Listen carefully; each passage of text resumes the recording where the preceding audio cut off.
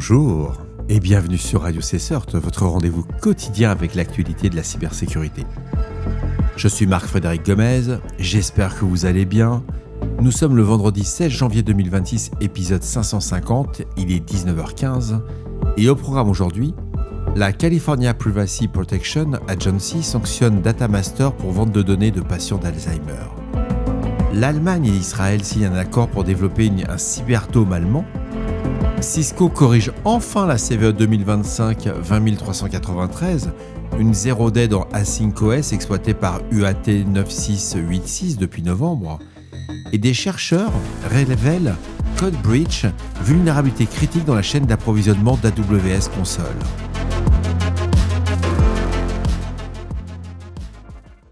La California Privacy Protection Agency a infligé une amende de $45 000 à Rickenbacker Data LLC, opérant sous le nom de Datamaster, et interdit à l'entreprise texane de vendre des informations personnelles de résidents californiens après avoir commercialisé des données de patients d'Alzheimer.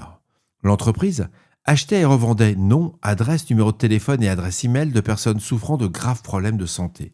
L'ordonnance finale de la CPPA contre Datamasters indique que l'entreprise maintenait une base de données contenant 435 245 adresses postales de patients atteints par Alzheimer, et l'entreprise commercialisait également des enregistrements pour 2 317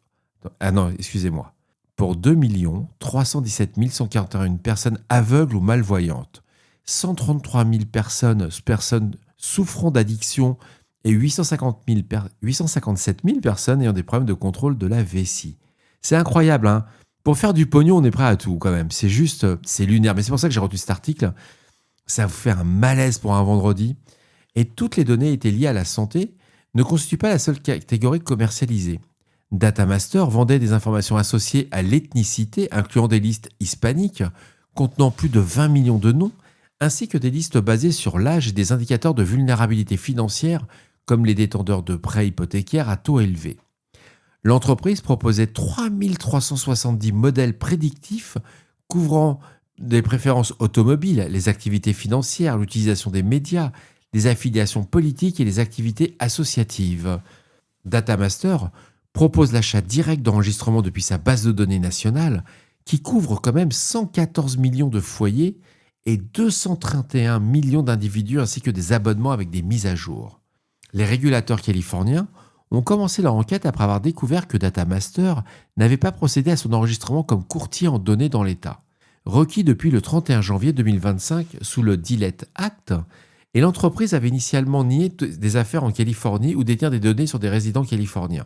Il faut aller jusqu'au bout, comme on dit, là il faut mentir, mais c'est juste lunaire. Quand on lit ça, on se dit que franchement, on a touché le fond, mais il y a de l'argent. Ce qui est incroyable, c'est que cette affirmation, comme quoi il n'avait pas de résident californien, s'est effondrée lorsque les régulateurs ont trouvé un tableau Excel sur le site web listant 204 218 enregistrements d'étudiants californiens. Même les étudiants sont fichés.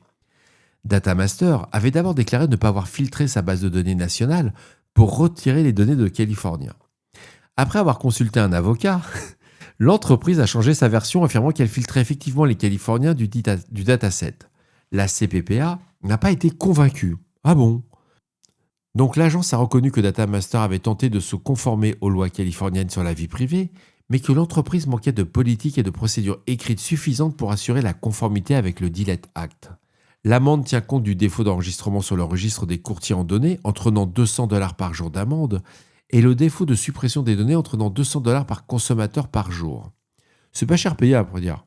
Et à partir du 1er janvier 2028, les courtiers en données enregistrés en Californie devront également effectuer des audits de conformité indépendants tous les 3 ans.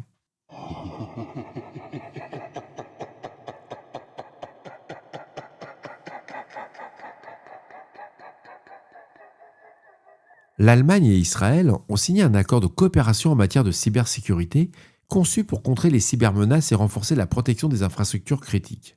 Berlin souhaite que cet accord aide à construire une version allemande du cyberdome israélien, un système semi-automatisé conçu pour détecter et analyser et répondre aux cyberattaques en temps réel. Le pacte a été signé à Jérusalem le week-end dernier par le ministre de l'Intérieur allemand et le Premier ministre israélien, approfondissant ce que Berlin décrit comme l'un et l'autre des partenariats de sécurité les plus étroits en dehors de l'OTAN et de l'Union européenne. Le ministre allemand a déclaré avoir un fort intérêt à comprendre comment Israël a construit le Cyberdome, ajoutant que cela aiderait à renforcer davantage la résilience dans le domaine cyber. L'accord prévoit l'échange d'expertise sur la défense contre les cyberattaques et le développement conjoint de nouveaux outils de cyberdéfense. Il inclut des plans pour établir un centre conjoint d'innovation en intelligence artificielle et en cybersécurité, ainsi qu'une coopération accrue sur la sécurisation des véhicules connectés et autonomes, la protection des infrastructures énergétiques et les technologies de détection et défense contre les drones. Le ministre allemand a indiqué que les défenses cyber renforcées bénéficieront tant aux petites entreprises qu'aux opérateurs d'infrastructures critiques en Allemagne. Pour le Premier ministre israélien, le pacte cyber fait partie d'un partenariat de sécurité globale qui se concentre également sur le contre-terrorisme. Les cybermenaces figurent parmi les dangers les plus graves pour la sécurité intérieure et les infrastructures nationales, et le Premier ministre israélien a déclaré que l'Iran et ses alliés du Hezbollah, du Hamas et les Houthis menacent non seulement Israël, mais également la stabilité régionale et la sécurité internationale. Berlin n'a pas publiquement reporté de cyberattaques récentes liées à l'Iran, mais les agences de renseignement allemandes ont répétitivement averti des menaces cyber et d'espionnage croissantes de puissances étrangères, particulièrement la Russie, la Chine et l'Iran. Un rapport gouvernemental publié l'année dernière indiquait que les activités de renseignement iraniennes en Allemagne se concentraient largement sur la surveillance des groupes d'opposition iraniens basés dans le pays. Il faut savoir que cet accord intervient alors que l'Allemagne fait face à des cybermenaces croissantes contre les systèmes étatiques et les infrastructures critiques, et que Berlin a déclaré être largement lié à des acteurs alignés sur la Russie. Et le mois dernier, l'Allemagne a même convoqué l'ambassadeur de Russie après avoir accusé Moscou d'avoir mené une cyberattaque contre son opérateur de contrôle de trafic aérien public et de mener une campagne de désinformation avant les élections fédérales de février. Berlin a déclaré avoir des preuves liées à cette cyberattaque d'août 2024 contre la Deutsche Flugsicherung, l'autorité allemande du contrôle du trafic aérien, ainsi que une attribution à APT-28, également connue sous le nom de Fancy Bear, liée à l'agence de renseignement militaire russe.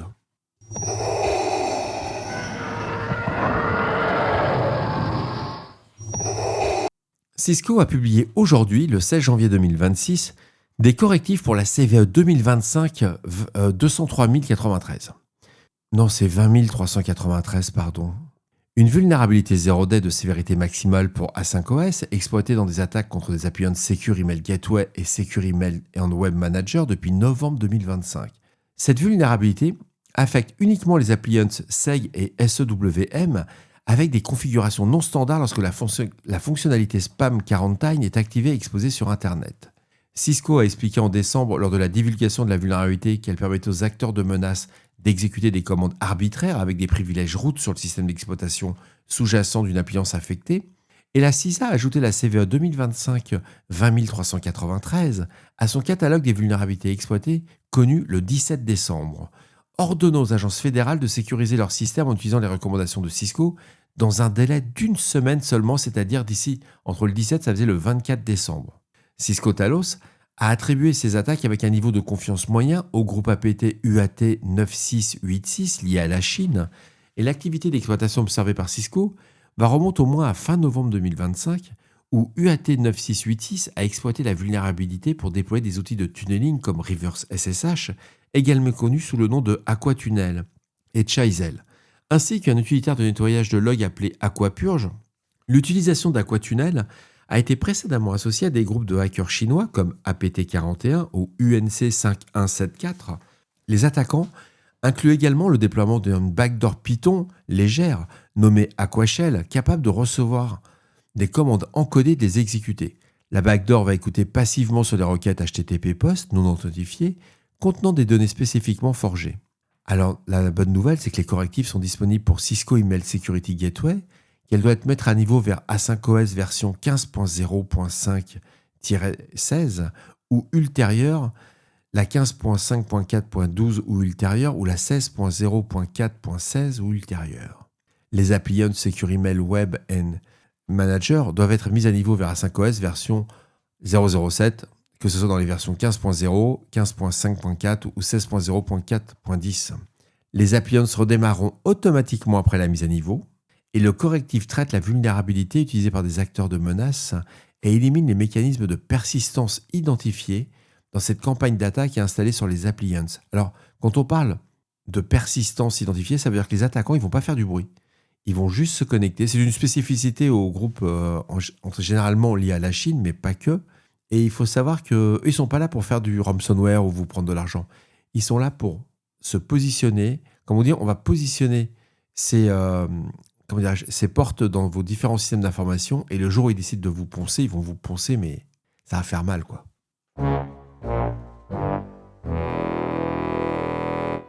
Des chercheurs ont découvert Code Breach, une vulnérabilité critique menaçant la chaîne d'approvisionnement de la console AWS en permettant la prise de contrôle complète des dépôts GitHub.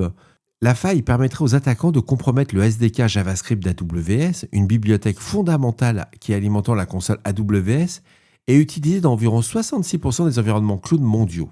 Cette vulnérabilité exploitait une mauvaise configuration subtile dans les pipelines CI AWS Code Build, responsables de la construction et de la publication du SDK. 2 caractères manquants dans un filtre d'expression régulière, contrôlant les déclencheurs de build, ont créé une ouverture permettant aux attaquants non authentifiés d'infiltrer l'environnement de build, d'extraire les identifiants GitHub privilégiés et d'obtenir un accès administrateur aux dépôts critiques. Le problème central provenait de patterns regex non ancrés dans les filtres Webhook Code Build, conçus pour empêcher les pull requests non fiables de déclencher des builds. Ces filtres utilisaient le paramètre ActorID pour établir une liste d'approbation des ID utilisateurs GitHub, mais la regex manquait d'encre elle manquerait d'adhérence dès le début et à la fin. Ça signifiait que tout nouvel ID utilisateur GitHub contenant un ID de mainteneur approuvé comme une sous-chaîne pouvait contourner le filtre. Ils sont vraiment tordus, les chercheurs, quand ils ont trouvé ce truc-là. Il faut savoir que les chercheurs ont exploité le système d'attribution séquentielle d'ID de GitHub. C'est ça le point faible. Donc c'est un truc séquentiel. Une fois que vous avez le premier, vous faites de l'itération et vous avez toute la suite. Et en automatisant cette création d'applications GitHub via le flux manifeste, ils ont revendiqué un ID cible et soumis un pull request malveillant au dépôt AWS SDK JS V3. L'attaque fait suite à des incidents récents de chaîne d'approvisionnement. Je vous recommande l'article, il est hyper intéressant. Et surtout, on voit que AWS a réagi parce qu'elle recommande fortement à tous les utilisateurs Code Build d'activer le nouveau portail d'approbation PR, d'utiliser des tokens d'accès personnels à granularité fine avec des permissions minimales et de s'assurer que des patterns regex webhook soient correctement ancrés avec des caractères de début et de fin. C'est lunaire comme article. Quand j'ai lu l'article au début, je me suis repris à 2 fois. Mais ultra passionnant. Et voilà, cet épisode du vendredi se termine. J'espère qu'il vous apportera des informations claires et utiles. Je vous cache pas, je suis content que ce soit la fin de la semaine. Je suis sur les rotules, j'ai une semaine de dingue. N'hésitez pas à me faire vos retours sur les répondeurs de Radio Cessort au 07 68 72 20 09 ou par email sur radiocessort@gmail.com. On se retrouve demain ou pas pour un nouvel épisode, je sais pas. Il faut que je me motive. Là, ce que je veux qu'une seule chose, c'est aller sous la couette. D'ici là, on ne réfléchit pas, on patch. Je vous embrasse très fort. Profitez du week-end. Ça serait peut-être un temps à faire une petite raclette ou une tartiflette. J'ai goûté il faut que je vous parle d'un truc qui est dingue. J'ai goûté une galette des rois frangipane que j'ai fourrée avec du Nutella. C'est une tuerie. C'est ultra bon. Alors au niveau du cholestérol, c'est hyper mauvais, mais qu'est-ce que c'est bon. Testez, prenez une part de galette, blindée de Nutella. Ne soyez pas radin sur ce côté-là. Vous allez voir, moi j'étais au pot de la cuillère. C'était trop... C'est juste bon. C'est pas de la cyber, c'est comment anéantir une équipe de réponse à incident en une galette. À tout à l'heure. Au revoir.